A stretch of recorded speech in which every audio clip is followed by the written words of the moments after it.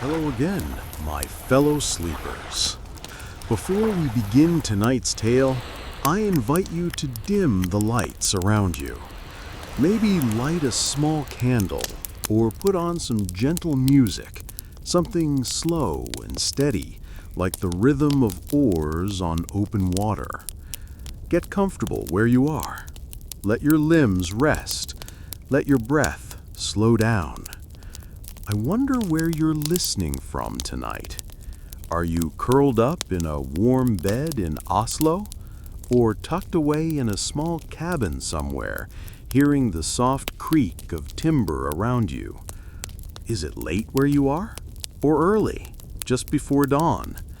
Wherever you are and whatever time it is, you're exactly where you need to be. Welcome back to Sleepy History. I'm so glad you're here. Be sure to follow our channel and tap the bell so you don't miss any more gentle journeys into the past.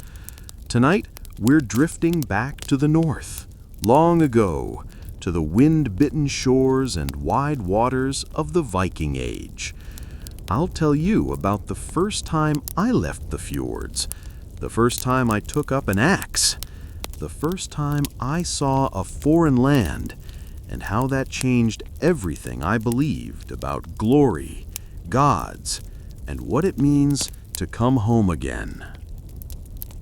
The winter had melted into spring the year we set out. I remember the way the streams roared louder than usual, fed by the last of the mountain ice. The smell of wet earth and pine was thick in the air, and the nights were still sharp enough to make you pull the furs tighter around your shoulders. I was younger then, just barely a man, shoulders still growing into their weight, but eager to prove myself. I had heard stories of raids since I was a child, how the bravest would sail west and return with silver, with gold, with stories of strange lands and easy plunder. My uncle had gone years before, and came back with a jeweled cross and a limp in one leg. He never spoke much of what happened, but he looked out to sea more than he looked at people after that. When word came that a jarl was gathering men for a voyage, I didn't hesitate. My hands still bore the scars of fishing nets and wood chopping, but I sharpened them on axe handles and oar posts after that. We gathered near the blacksmith's shed on the edge of the village, boys and old fighters alike, some laughing, some sharpening blades in silence. The longship was nearly ready, moored in the inlet like a sleeping beast. Its carved prow faced the open sea, where fog still hovered low on the water. I remember my mother's hands as she tied a charm around my neck, a smooth stone etched with runes. "For protection," she said, softly, not quite meeting my eyes. I told her I'd come back taller. She smiled, but only with her mouth. That night, before we set out, I lay awake in the smokehouse with the other young men. The air smelled of salt and dried fish. Someone hummed an old song. I didn't sleep much. I stared at the rafters, thinking of the axe beside me, and wondering how it would feel to hold it in anger. I thought about what the sea might smell like beyond the edge of our world. I didn't know it yet, but I would. We left just before dawn, when the mist still clung low to the fjord and the gulls hadn't yet stirred from their cliffs. The longship rocked gently in the shallows, its hull slick with dew, its sail furled tight like a waiting secret. We were 24 aboard, not counting the Jarl at the helm. I took my place near the middle benches, one hand gripping the oar, the other steadying the edge of the boat. My stomach was tight with nerves, and the wood beneath me felt colder than the river ice in early spring. The first pull was always the hardest. The longship didn't move easily, not until we moved together. I remember the first lurch forward, how the boat resisted, then slipped free from the shore like a log breaking from ice. The village grew smaller behind us. Smoke from morning cook fires curled into the sky. I didn't look back again after that. The sea was calm at first, but the wind picked up fast. We raised the sail by mid-morning, and it snapped to life with a sound like a struck drum. The ship leaned into it, cutting through the water, the salt spray catching on our clothes and in our eyes. I tasted the sea with every breath. It was sharper, colder, heavier than I had imagined. And I learned something else then. I do not have a sailor's stomach. The sickness crept in slow, then came hard.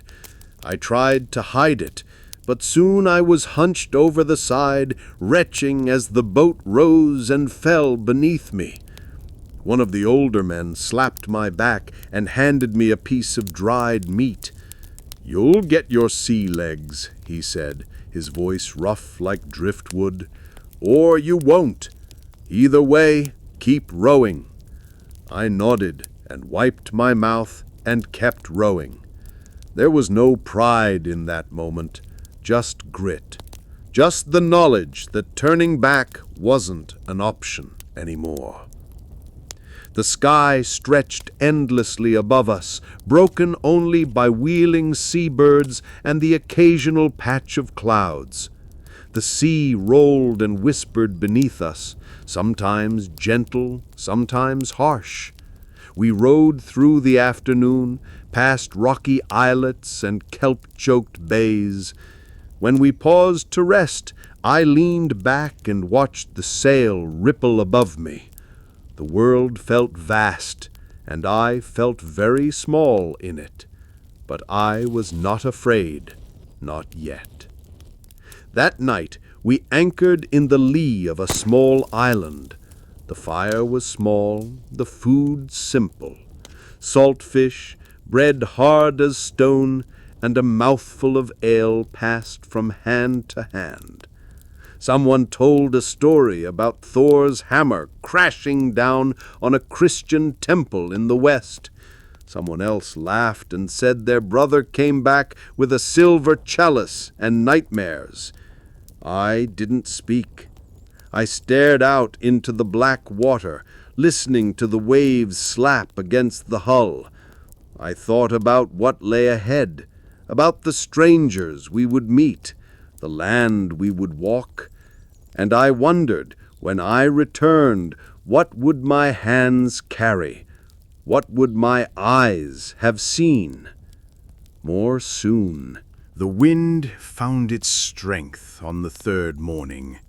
It came rolling over the open sea, pushing our sail full and taut, and the ship leaned into its speed with a quiet groan from the wood. I remember how the sky was clear then, a pale washed blue that made the ocean below seem darker by contrast. There was no land in sight, just the long, endless stretch of water in every direction, and our little ship moving across it like a blade drawn across hide. I sat quieter that day. The sickness had passed, mostly. My stomach still twisted at the sudden lurch of a wave, but I was beginning to understand the rhythm. I'd learned how to brace my feet just so, how to shift my weight with the sway, how to grip the oar without grinding blisters into my palms. My hands were tougher now. Everything was. The older men around me rowed with an ease I didn't have yet. Their faces calm, weathered, their eyes always fixed ahead. One of them told me to stop looking at the water so much. "You stare too long, it'll pull you in," he said. I believed him. There was something about the way the sea moved, like it was watching you back. Not in anger, not in kindness, just watching, waiting. That afternoon, the sea gave us a gift. A school of fish swam near the surface alongside our boat, glittering silver in the sun. We dropped lines and caught enough for the evening meal, and for the first time since leaving home, I felt full. Not just in my belly, but in my chest, too. The sky above, the wind in the sail, the creak of wood and laughter around the fire, it all felt good and right and alive. But there was still distance ahead, days of it, maybe more. And that night, as the stars came out, I lay flat on the deck and looked up into the dark. The stars were different out there, brighter, clearer. I tried to remember the names the elders had taught us, which ones were the hunter, which ones pointed west, which ones marked the gods. But I couldn't recall most of them. I just stared until my eyelids grew heavy, until the sway of the boat became the rhythm of my breathing, and I dreamed of waves and gold. I woke before dawn the next morning, before even the gulls had found us. The sea was calmer than it had been in days, and the wind had died down to a soft breath that barely stirred the sail. Around me the others still slept, some with their heads resting on bundled cloaks, others just stretched flat on the boards, arms crossed over their chests. The ship moved slow and steady, like it was gliding through oil instead of water. I sat up, rubbed the stiffness from my neck, and looked out toward the horizon. Nothing but gray-blue all around. The sky was just beginning to glow at the edges, that soft moment before sunrise when the whole world holds its breath. I liked those quiet hours best, before the noise, before the rowing, before the stories, just the hush of the sea and the slow waking of the day. I dipped my hand into the water, cold, sharp, full of salt and life. It stung the small cuts on my knuckles, but I kept it there anyway. Let the sting remind me I was here, alive, far from home, but not afraid. A few of the others stirred, rolling over, grumbling softly. Someone passed me a crust of bread, and I nodded in thanks. We didn't speak much in the mornings. The sea had its own voice, and it didn't like to be talked over. By midday, the wind had picked up again, and we were back to rowing in shifts. I took my place and pulled the oar with steady arms. My muscles burned, but not like before. Now the pain had settled into something familiar, something expected, like part of the work, like part of me. When the sun reached its highest point, we paused to drink and rest. I leaned back, chewing on dried meat, and listened to the creak of the sail overhead. Someone carved a rune into the edge of the bench, just a simple mark, maybe a name, maybe a prayer. I didn't ask. Some things are meant to stay unspoken. That night, the sea grew restless again. Waves slapped harder against the hull. The wind sang a colder song. We pulled our cloaks tight and kept watch by turns. I sat up most of the night, my axe beside me, though there was no danger out there. Not yet. Just waves and sky and the sound of the ship pushing forward. But still, I watched. I wasn't sure what I expected to see. Lights? Land? The face of some god staring down through the stars? But I saw nothing, and that nothing stayed with me long after the dawn. By the fifth night, our bodies had learned the rhythm of the voyage. Wake, row, eat, sleep. The days melted into each other, like the waves beneath our hull. Sometimes calm, sometimes sharp, but always moving forward. The air grew warmer as we sailed south and west. I started to sweat beneath my wool tunic, and the salt stuck to my skin like sand. But I didn't mind anymore. That first sickness was behind me. My arms had grown stronger, my legs more steady. I was starting to feel like I belonged on the sea. Not just a passenger, but part of the ship itself. That evening, after the rowing was done and the sail was tied down, we gathered around a small fire built on a flat stone slab we kept aboard just for that purpose. The flames were small, careful, but enough to bring a little light and warmth. The stars above stretched wide and sharp, the moon only a sliver hanging low over the water. We passed a flask of strong drink around the circle, and someone began to hum. Then another joined in. Before long we were all singing, low and slow, voices rough from wind and salt. Not loud, not joyful, just steady, the kind of song that keeps a man company when the world is quiet. Then the stories began. They always did. The older ones shared tales of past raids, lands with red soil and round churches, monks who spoke strange tongues, treasure buried under temple stones. One spoke of a land where the sun barely set and the cows were as big as wagons. Another told of a village where the people bowed to a wooden man nailed to a tree. I listened with my eyes half closed, the firelight flickering across their faces, making them look older, harder, more like the warriors they claimed to be. I wanted to believe every word, but I knew better. Stories always grow with the telling. Still, one tale caught in my chest and stayed there.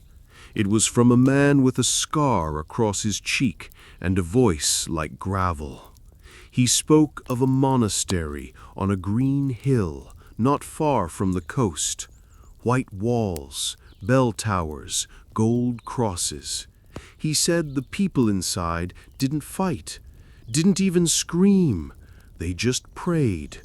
And when he took the silver from their altar, he felt nothing. No pride, no glory, just quiet. I watched him as he spoke. He didn't smile, he didn't brag, he just drank and fell silent after that. The others moved on to louder tales, but I kept thinking about what he said, about what he didn't say, and I wondered if I would see that place, if I would feel the same.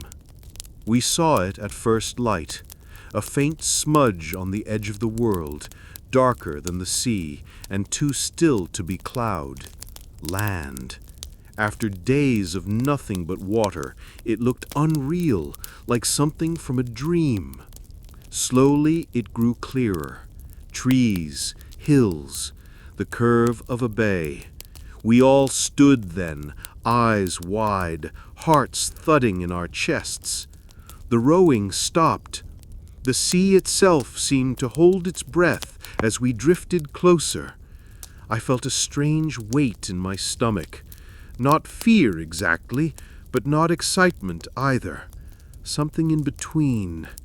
The kind of feeling that says, whatever happens next, things won't be the same. The Jarl gave quiet orders, and we lowered the sail. The long ship slid toward shore with barely a sound. We stayed low, crouched behind the shields lining the rail, eyes on the green coast ahead. The beach was narrow, the sand pale and clean. Beyond it, grassy hills rolled gently upward, dotted with trees I didn't recognize. The air smelled different, too, softer somehow, like wet earth and flowers. I could hear birds I had never heard before. Everything felt unfamiliar, and that made it beautiful and dangerous. We didn't speak as we grounded the boat. The hull scraped softly against the sand. I stepped onto the shore with bare feet and felt the land welcome me with cold dew. Grass tickled my ankles. The sky above was cloudy now, but not unfriendly, just gray, quiet. I bent down, scooped a handful of soil, and rubbed it between my fingers. It was soft, rich. This land grew things, fed people. Hid treasure, maybe. But it wasn't just gold I thought of. It was the people who lived here. What did they look like? What did they believe? Would they fight? Would they pray? We moved inland, silent and quick, keeping to the trees. I held my axe loosely, not yet ready to grip it tight. The path rose gently, and soon we saw smoke in the distance, the thin curl of a cooking fire maybe, or the warmth of a hearth. My heart beat faster. My breath came shorter, but I didn't stop walking. None of us did. We were here now. The stories were behind us. What lay ahead was real. The closer we moved to the smoke, the quieter we became. Every step on this soft foreign earth felt louder than it should have. I'd grown up on rocky slopes and pine-covered ground, but here the grass was thick and gentle, muffling our footsteps as we moved between low trees and thickets. The air was damp, filled with the scent of wildflowers in tilled soil. Somewhere nearby, a bird called out with a voice I didn't recognize, and for a moment I forgot why we were here. I just stared up at the sky, then back down at my feet, and thought how strange it felt to be standing in a land I'd never seen on a map, breathing the air of someone else's world. We reached a ridge just as the sun broke through the low clouds, and that's when we saw it. A church, small, white, shaped like no building I had ever seen. Its roof was steep, its windows narrow, and beside it stood a bell tower made of stone, square and tall. Surrounding it were a few simple houses, some gardens, and a stone wall that might have seemed strong in peacetime, but not now. From where we stood, we could see the figures moving about, monks in robes, some carrying water, some tending to their chores, none of them armed, no guards, no watchmen, just quiet life going on like it always had, unaware of who stood watching from the ridge. We crouched in the brush, waiting. The Jarl said little. His hand rested on the handle of his axe, but his eyes never left the church. My own axe felt heavier than before, and I looked down at it, wondering how it would feel to raise it against someone who couldn't fight back. My heart thumped in my chest like a drum, fast and steady. I heard someone behind me whisper a prayer to Odin. Another spat on the ground and checked his blade, but no one smiled. There was no joy in that moment, just the weight of what was coming. We waited until the sun was fully up, casting long shadows behind us. Then, without a word, we moved. Down the hill, through the fields, over the low stone wall. The monks didn't hear us at first. It wasn't until one turned and saw the line of men with axes and shields approaching that the stillness cracked. He shouted something, a single sharp word in a language I didn't know, and the others froze. Some dropped what they were holding, some ran, some knelt. I had expected resistance, a fight, but there was none. Only confusion, fear, and the distant clang of the bell being rung with frantic hands. We reached the church in moments, our boots trampling flowers and small stones as we closed the distance. The bell in the tower rang wild and uneven, not like a call to prayer, but like a cry for help. My hands were slick with sweat as I tightened my grip on the axe. Around me, the others shouted, commands, curses, warnings. But the monks didn't fight. Some fled toward the trees. A few fell to the ground, pressing their foreheads into the grass. One stood completely still, his arms raised, eyes fixed on us as we rushed forward. The church doors were thrown open. I stepped inside behind two others. It was dim, quiet, and filled with a strange scent. Incense, I would later learn. The walls were covered in symbols I didn't understand.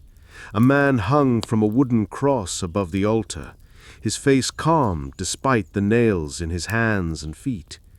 Candles flickered beneath him. I stopped and stared. I didn't know what this place was, not really, but I could feel that it was sacred to them. It had weight, even if it wasn't mine. One of the older men beside me laughed, then began smashing benches with the butt of his axe. The wood cracked sharply. Another swept gold candlesticks from a table and stuffed them into a sack. But I didn't move. I just stood there, staring at the man on the cross. His eyes seemed to look past me, or maybe through me. I don't know what I felt exactly. Not fear, not awe, just stillness, like the sea before a storm. Outside I could hear shouts, the clatter of boots, a single scream, then silence again. I stepped further into the church. My fingers brushed the edge of the altar. It was cold, smooth. I felt something twist in my gut, not dread, but something close. The kind of feeling that said, "You can't go back from this." And I didn't. Not really. Not even after we left. That silence stayed in my bones. That moment, standing in a church not built for me, staring into eyes that never blinked, breathing incense that wasn't mine. That moment stayed. More than the treasure, more than the victory. That silence, it lingered. We carried the silver out in silence. Chalices, plates, candle stands, delicate things that clinked against each other as we loaded them into sacks. The others moved quickly, some with urgency, others with greed, sweeping up anything that glittered. But I moved slower. My eyes kept drifting back to the man on the cross, even after we left the church. I didn't understand their God, but I could feel something heavy in that room. Not like the strength of Thor or the fury of Odin. Something quieter, sadder. Outside, the monastery yard had changed. Smoke drifted from one of the small houses. A wooden cart had been overturned, and someone had scrawled a line of runes into the dirt with the butt of a spear. The monks were either gone or on the ground. I saw one kneeling with his head down, hands clasped together. He was whispering something, maybe a prayer. I didn't understand the words, but I understood the tone. It was the same sound I had heard in the longhouse when my grandfather was dying. The same hush, the same hope. Another of our men shouted and laughed as he lifted a small bronze bell from the tower. Its voice rang out once more as he shook it overhead, and that sound broke whatever trance I was in. I turned away from the kneeling monk and followed the others toward the storehouse. The doors were thick and locked. They splintered after 3 blows from a hammer, and inside we found bags of grain, clay jars of oil, and more silver tucked away in a chest beneath a blanket. One man pulled a beautifully painted book from a shelf and held it up, confused. He turned the pages, frowned at the shapes inside, and then tossed it aside into the dirt. The parchment bent, and the bright colors twisted underfoot as someone stepped on it without a glance. I crouched and picked it up. I didn't know what it said, but it felt like something meant to be read slowly, not trampled. I folded it carefully and tucked it into my cloak. I don't know why. Maybe because it didn't look like it belonged on the ground. Later, we gathered what we could carry. There wasn't much time. Someone said they saw smoke on the horizon, another village, maybe, or soldiers coming. Either way, we had to leave. The Jarl barked orders. We moved quickly, loaded down with the weight of silver and silence. The monastery behind us stood wounded, not destroyed. The church was still there. The bell tower still rose into the sky. But the people, they were scattered or gone. As we reached the edge of the hill, I looked back once. The cross still stood, small now in the distance, but clear against the sky. The wind caught my cloak, and I pulled it tight. The axe on my belt felt heavier than before. Chapter 10. The Cry of Steel. We had nearly made it back to the boat when the fight came. It wasn't an ambush, just bad timing. A handful of men from a nearby village had seen the smoke and come to help. Farmers, maybe. 1 or 2 with proper blades, the rest with pitchforks and clubs. They came running over the ridge, shouting in a tongue we couldn't understand, but understood all the same. They were angry, terrified, brave. Our Jarl stepped forward with his shield raised, calm as ever. He gave the order, and we formed a loose line, not tight like a true war band, but solid enough. I was in the middle, axe in hand. My heart thudded in my ears. I didn't want to kill anyone, but I didn't want to die either. The first of them swung a club at one of our men, and it landed with a dull crack. The man went down. Then it all blurred. When it ended, there were bodies on the ground, theirs and ours. The ones who lived ran. We didn't follow. We were breathing hard, gripping weapons slick with sweat, blinking in the sudden quiet. The Jarl looked us over, then nodded. "Back to the ship," he said, and we obeyed. We carried the dead with us, even the ones we didn't know well. Their faces looked calm in the way death makes everything calm. I walked beside one of the younger ones, a boy not much older than me. He had taken a blade in the side and didn't make a sound the whole walk back. When we laid him on the deck, I closed his eyes with the flat of my palm. The sea waited for us, the tide lapping gently at the hull.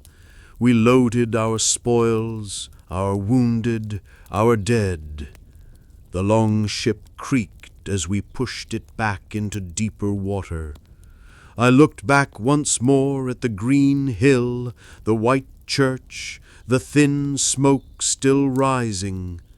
The wind shifted, and I tasted ash on my tongue. The sail caught wind as we pushed off from the shore. and the long ship groaned forward, heavy now not just with silver and grain, but with something harder to carry.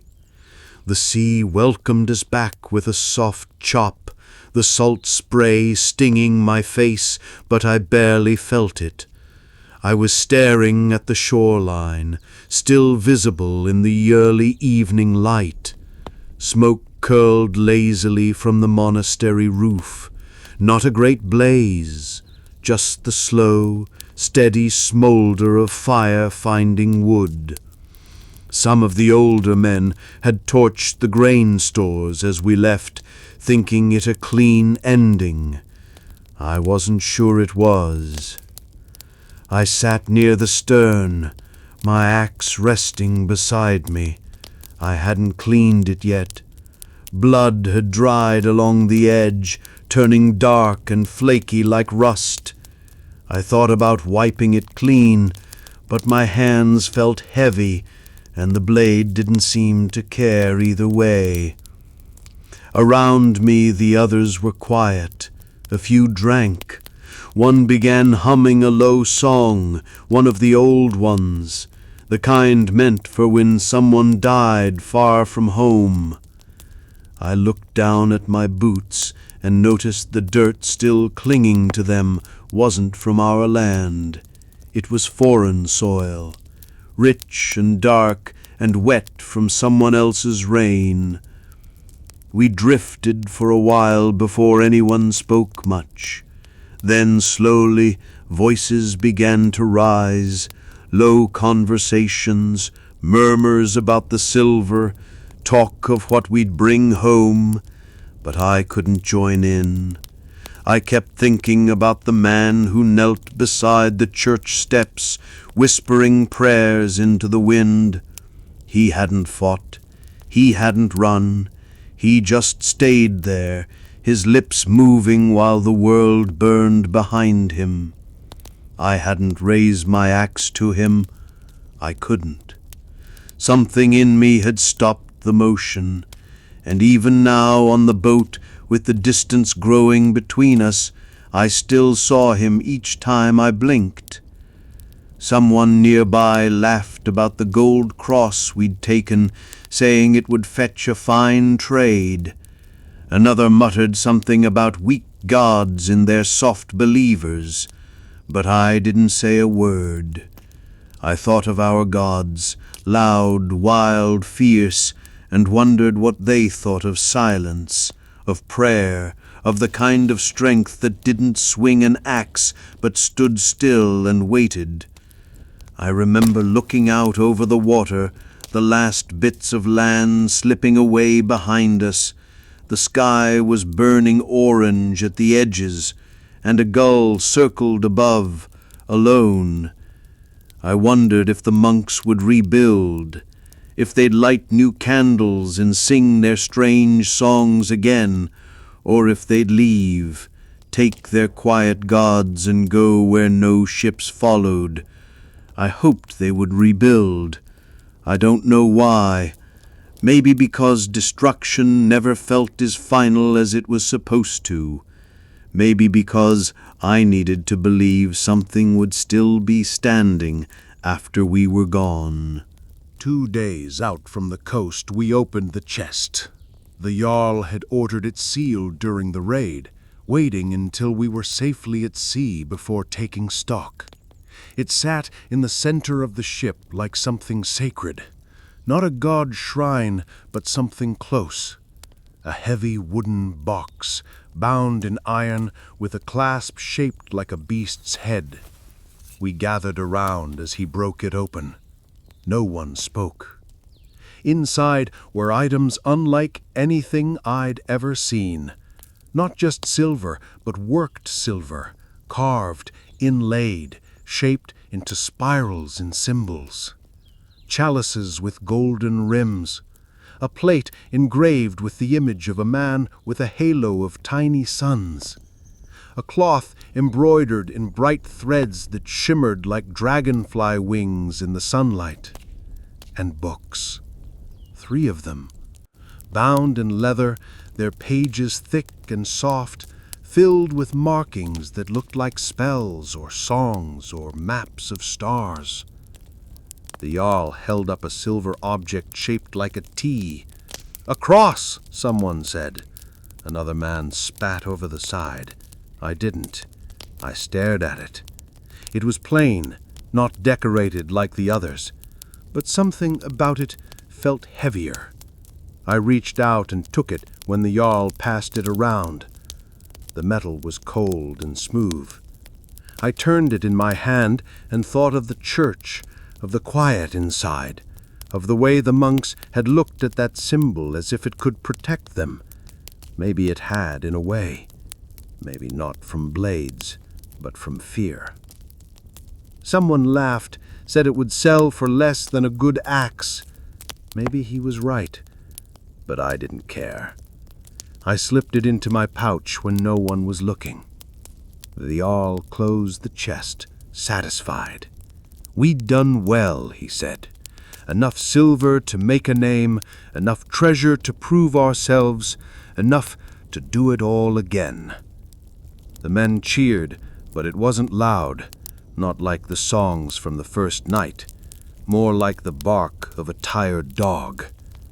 I sat back and looked at the sky. Clouds were gathering. The wind had picked up. The sea was turning choppy.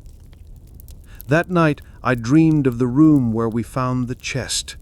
Not the treasure, just the space, the cold floor, the candles, the quiet. In the dream, I was alone. No fire, no axe, no voices. Just the man on the wall, nailed to wood, staring past me. When I woke, the sky was still dark, and the ship rocked beneath me like a cradle. I reached for the cross in my pouch and held it tight. Not because I believed in what it meant, but because I didn't know what else to do. There's a part of a raid they don't talk about when telling stories back home. The part that stays quiet. Not the fight, not the treasure, not the thrill of sailing off with spoils in the hold, but the eyes, the ones that didn't fight. The ones that watched you walk into their world with weapons drawn and didn't raise a hand, didn't scream, didn't even move, just watched. I saw eyes like that in the monastery. I can still see them now. One monk in particular, older, with a face lined deep like a weathered stone. He was standing in a side room, a book in his hand, not running, not pleading, just still. He looked at me like he'd been waiting, like he knew I would come. I don't remember if I said anything. I don't think I did. I raised my axe but didn't swing. Something about him made it impossible. His eyes weren't afraid, not proud, not defiant, just knowing. He turned slowly, walked to a table, and placed the book down like it mattered more than his life. Then he looked at me again. I backed out of the room. I don't even remember deciding to. My hands were steady, but my chest felt hollow, like something had been scooped out and left empty. The others passed me in the hallway, shouting about gold and locked doors. I nodded, said nothing. I could still feel those eyes, as if they were behind mine now, looking outward. It wasn't guilt, exactly. I had done nothing to him, and yet it sat in me, like a stone sunk in cold water. Later, when we were loading the ship, I found a small scrap of that book he had carried. The wind must have torn it free. I picked it up and ran my thumb over the ink, trying to make sense of the shapes. It meant nothing to me, but I folded it carefully and slipped it into the same pouch where I kept the cross. I don't know why. Maybe because I needed to carry more than silver back across the sea. The men told stories as we drifted, exaggerations already growing larger with every telling. How many had fled, how much gold we'd taken, who struck the hardest blow. I sat near the front, listening but not laughing. I looked out at the waves and thought about the monks, not just the one with the eyes, all of them. How they must have sat in those halls day after day, praying, writing, living in a world quiet and still, until we arrived like a storm. The eyes that didn't fight back weren't weak. They saw more than we did. They saw past the blade, past the noise. And I think that's what unsettled me most. They didn't see us as monsters or heroes, just men. We spent the next day in uneasy calm. The sea was flat as glass for a time, the wind soft and meandering.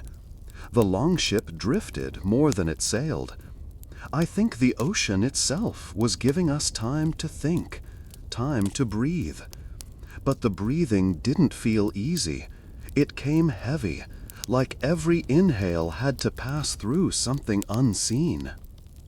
The wounded lay in the center of the boat, quiet under blankets. One of them coughed softly now and then, and the sound reminded me of sheep in spring, fragile, alive, uncertain. We checked his bandages, changed them, gave him water. No one said much. It was as if talking too loud would break something. I sat at the edge of the ship, letting the salt spray touch my face. The air smelled cleaner here, far from smoke and ash.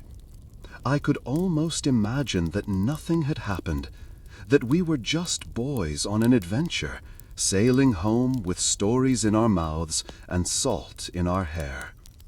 But then I'd glance at my axe, still stained dark near the haft, and the illusion would crack. I sat at the edge of the ship, letting the salt spray touch my face. The air smelled cleaner here, far from smoke and ash. I could almost imagine that nothing had happened, that we were just boys on an adventure, sailing home with stories in our mouths and salt in our hair. But then I'd glance at my axe, still stained dark near the haft, and the illusion would crack. That evening, as the sun dipped low, painting the sky in amber and gray, we held a small ceremony for the dead. 3 men lost, their bodies wrapped in cloaks, their weapons beside them, placed gently in the sea. We spoke no words, just watched as the water took them, slow and solemn, the ripples spreading out like rings in a still pond. Afterward we sat together silent, even the sea seemed to quiet for them. I thought about the monks again, about the ones who knelt and prayed, about the ones who ran and were cut down. I wondered if they held ceremonies like this, if they believed the dead moved on to another world. I wondered if they prayed for us, even now. Sleep came slowly that night. I lay on the deck, staring at the stars, my hands tucked under my head, the cross pressing gently against my chest where I'd tied the pouch close. The sky looked the same as always, but I didn't feel the same beneath it. Something had shifted. In the raid I'd taken silver, yes, but I'd also taken silence, eyes, fire, and prayers, and they weighed more than gold. Somewhere deep in the night I heard someone whisper a name, not a war cry, not a prayer to Odin, just a name. I didn't ask who it belonged to. We all had names we didn't speak aloud, ones we carried in the quiet hours, when the sea rocked us and the stars watched without judgment. The wind returned on the third day, not strong but steady, filling the sail with a low hum that reminded me of the long horns we used to blow in the fjords. The ship moved smoothly now, gliding through the waves like it knew the way home better than we did. The talking picked up again, soft at first, then louder as the days passed. Jokes about the weight of the silver, talk of what feasts would be waiting.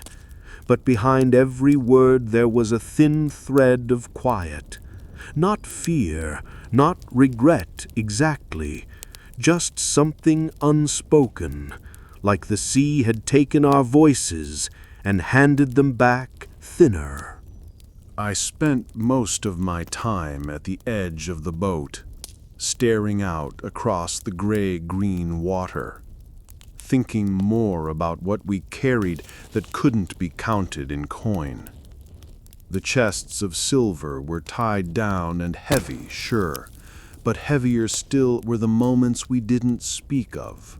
The eyes, the fire, the way the church felt inside, the sound of the bell as it rang into nothing.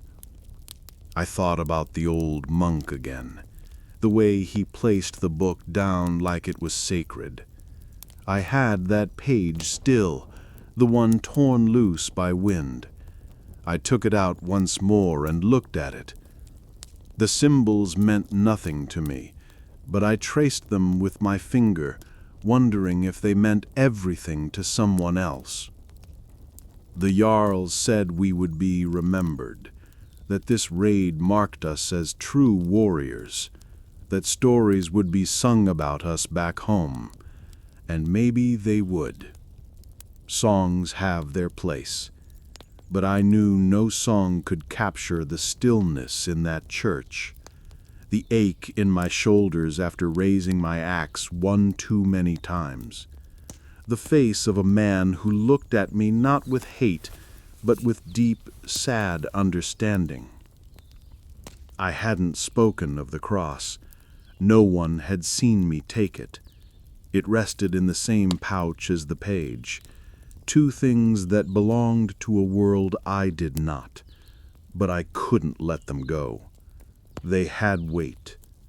Not the kind that dragged on your belt, but the kind that sat behind your ribs and made you sit differently, breathe slower, think longer. We passed seabirds now, diving and rising again like the waves themselves. One perched on the mast for a time, watching us in silence before taking off again toward the horizon. I wondered if it knew the places we'd seen, if it had flown over that monastery, that field, that cross. Probably not, but I watched it disappear into the sky all the same. Each night brought sleep in pieces. Dreams flickered through my head like sparks from a dying fire. Sometimes I saw the burning rooftops, sometimes the pages of the book twisting in the wind. Once I heard the bell again, ringing across the water, even though we were days away. I awoke with my heart pounding, my hand gripping the edge of the boat as if to steady the world. When I looked up, the stars were still there, watching, waiting, and somewhere among them, I hoped, someone was listening. Not just the gods of old, maybe someone quieter, someone who knew what it meant to carry things you couldn't put down. Land came into view at first as a smudge. Low and gray beneath a pale morning sky, it shimmered on the edge of sight like something imagined. But as the sun climbed, it sharpened, took shape. Cliffs, slopes, trees we knew well. Home. The men cheered softly when they saw it, but not the way I'd expected. not the thunderous roar of victory or the pounding of fists on shields. Just murmurs, nods, the quiet relief of returning. I felt something twist in me as the coastline drew closer. I had thought the sea would wash away the monastery, dull its images until they faded like dreams. But instead, it seemed clearer now. Each step I took across the deck toward shore only made it more vivid. The warmth of the chapel's stone floor, the faces lit by candlelight, the voice of the wind outside as it bent through ruined gardens. The Jarl stood at the front of the ship, arms crossed, eyes fixed on the cliffs. I wondered what he saw. Gold and fame, maybe. Or perhaps just another raid completed, another tale to pass on. But me, I was seeing something else entirely. Not the homecoming, but the return.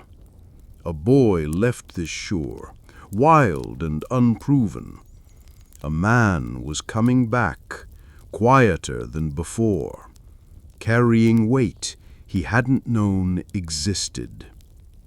As we neared the dock, people appeared, figures waving from the beach, eager and expectant. Family, friends, those waiting to hear what we'd done, what we'd taken, who we'd become. I felt the pouch under my cloak again, its contents small but heavy. I didn't know how to explain them, not to those who waited with horns of mead and wide eyes, not even to myself. We stepped off the ship one by one. The ground beneath my boots felt firmer than the deck, but less certain somehow, like I wasn't sure if it would hold me. There were cheers, hugs, slaps on the back, but I stayed silent, smiled where I had to, answered with nods. The faces I saw looked proud, joyful. They wanted the stories, but not the real ones, not the prayers, not the bell, not the monk's eyes. Later that evening there was a feast, meat roasted on spits, ale poured freely, the longhouse filled with smoke and laughter and songs. The bards were quick to begin. They sang of storms braved, treasure seized, enemies scattered. Everyone listened, everyone clapped, everyone believed. I sat at the edge of the firelight, carving a small figure from driftwood.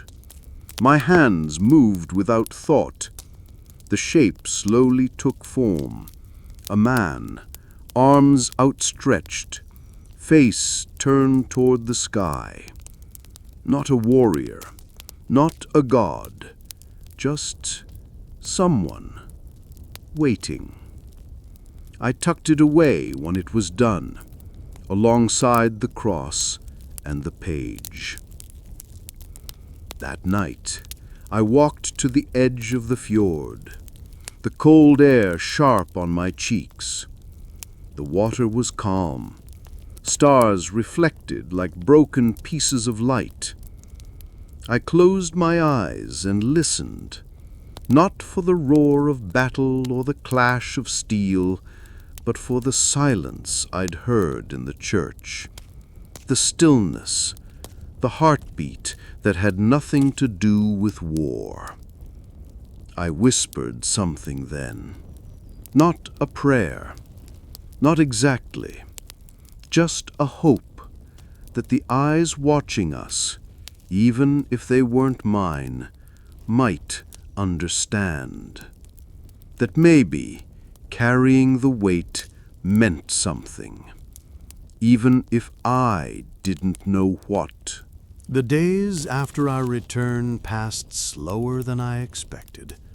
I thought there would be more noise, more celebration. But after the first feast, people returned to their tasks, and the village slipped into the rhythm of work again. I helped repair fishing nets one morning, mended a roof the next. My body moved through the motions, but my mind stayed far away. At times it felt as though I'd never left the monastery, as though some part of me was still walking those stone corridors, still hearing the echo of my own footsteps beneath vaulted ceilings. No one asked about the silence, not the kind we carried back. They asked how many we killed, what treasures we found. I gave them the answers they wanted, simple, sharp, easy to remember. But I didn't speak of the prayers. I didn't speak of the book, or the monk's stillness, or the eyes that watched without hate. I didn't speak of how something inside me had shifted, like a bone settling into a new shape. One evening, I sat beside the older men as they told tales around the fire. They spoke of the raids from years before, of ships lost in storms, of kings who wept when their gold was taken. I listened quietly, carving a second figure from a bit of old wood. This one looked more like a bird, its wings not spread, but folded, head bowed. I didn't know why I made it. It just felt right. When I finished, I placed it beside the first one, the man with outstretched arms. Someone leaned over and asked what the carvings were. I shrugged. Just something from the journey, I said. And that was enough. They nodded, satisfied. I tucked the figures away again, safe in the same pouch. The pouch I hadn't opened in days, but still felt like it pulsed with memory. The sky had begun to turn colder. Winter would be near soon. The sea was rougher each morning, and even the gulls flew lower, closer to the shore. I found myself walking the edge of the fjord more often, tracing the shoreline with slow steps. It was quiet there, a different quiet than the monastery, but still it held something, a space to think, to breathe. And in those walks, I started to wonder whether strength was truly in the swinging of an axe or in knowing when not to raise it, whether our gods, loud and bold, ever listened to silence, whether the fire in a man's chest had to burn in fury, or whether it could just burn warm and steady, like a single candle in a dark hall. As the first frost settled over the grass, a thought crept into my mind that I couldn't shake. I wanted to go back, not to raid, not to fight, just to see it again, to see if the church still stood, if the candles had been relit, if the prayer had continued after we left. But I knew such a journey wouldn't be easy, not in winter, not with no cause but curiosity. Instead, I did the only thing I could. I built a small shrine, not a grand thing, not like what we offer to Odin or Thor, just a circle of stones carefully stacked, with the two carvings placed at the center. I did it in secret, far from the village, near a bend in the path where the trees opened to a quiet glade. I didn't speak as I placed the stones, didn't chant, just breathed. When it was done, I sat beside it and laid the torn page and the cross at the base. I didn't stay long, just enough to feel the cold settle into my bones and the silence stretch long enough to press its shape into the air. I left the page there. I don't know if wind took it, or if animals carried it off. That wasn't the point. It had been returned to stillness. That night I dreamed of the church again, but this time it was whole. No smoke, no shouting, just light spilling through narrow windows, and a sound, not a bell, but a soft voice humming a tune I didn't recognize. The monk stood in the doorway. He nodded at me, not in anger, not in sorrow, just as if to say, "You made it back." And I woke with tears I hadn't expected. I didn't tell anyone about the shrine. I didn't need to. Some things aren't for songs or stories. They're for quiet places, for still hearts, for those who carry more than blades. The nights grew longer. Darkness came early, and the cold crept into the cracks of the longhouse walls. I found myself waking more often in the middle of the night, not from sound, but from something deeper, something quiet and persistent, like a memory gently knocking. Each time I'd lie there, eyes open to the dark, the fire reduced to soft embers, and I'd remember the monastery, not as it was during the raid, but as it might have been before we arrived, peaceful, still, filled with voices not raised in war but in prayer. I dreamed often, always variations of the same dream. I was walking through the ruined church again, but there was no destruction, just light, a quiet hum in the air like breath moving through stone. The monk was there sometimes. Other times it was only the wind, carrying the soft sound of chanting in a language I didn't know but somehow understood, not in words but in feeling, warmth, regret, hope. I began to write things down, not in runes but in scratches on wood, lines that meant nothing to others, marks I made just to remember. I carved them into driftwood, into the backs of worn planks, even into stones by the fjord. They weren't stories, just moments, a face, a bell, a breeze through broken windows. One day, while walking near the glade where I'd built the shrine, I saw someone had left a bundle of herbs there, tied with a bit of twine. I didn't know who had brought it. Maybe someone curious. Maybe someone else who had lost something in silence. I didn't touch it, just nodded and left it be. There are places that ask for reverence, even if no one taught you how to give it. Some of the younger boys in the village began asking when we would sail again, when the next raid would come. I listened to their excitement, their hunger for glory. I heard my younger self in their voices, but I didn't join in. I just smiled and told them the sea would decide. Years have passed since that first raid. I am older now.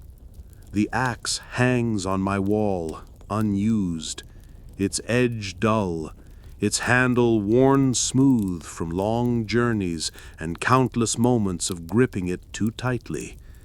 The pouch I once carried now sits in a small wooden box. Inside, the cross, the page, the two carvings, and a smooth stone with scratches only I can read. I open it sometimes, not to remember the raid, but to remember what came after. People still ask me about that journey. They want tales of fire and steel, of treasure and conquest, and I give them some of it, enough to satisfy, enough to keep the fire in their eyes alive. But the real story, the part that matters, stays with me. The silence, the prayers, the weight of what we carry when we return. The longhouse creaks around me tonight. The wind presses gently at the door. I sit by the fire, carving another figure. This one has no face, no arms, just a shape of a person standing still, watching, listening. Sometimes I think about sailing again, not to raid, just to see, to walk the land where the monastery stood, to find out if the bell still rings, or if, in some way, it still echoes inside me. But I know I don't need to go. The sea taught me how to carry what can't be seen. The church taught me how to hear what isn't said. And the silence, the true silence, never left me. So I sit here as the night deepens, and I let the fire crackle low. Not loud, not wild, just steady. A quiet flame in the dark, a fire within.